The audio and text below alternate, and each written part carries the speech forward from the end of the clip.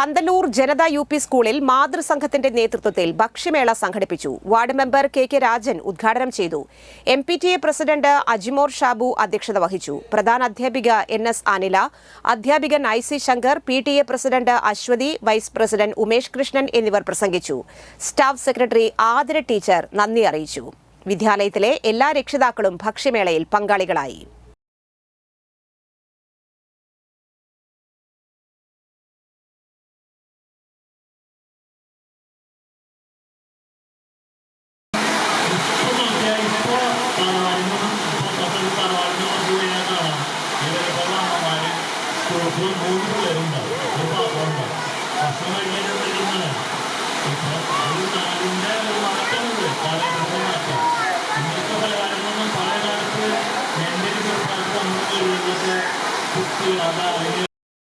വളരെ കൂട്ടായ പ്രവർത്തനത്തിന്റെ ഫലമാണ് ഇന്നിപ്പോൾ ഇവിടെ നമ്മളെല്ലാവരും ഒത്തുചേർന്നിട്ടുള്ളത്.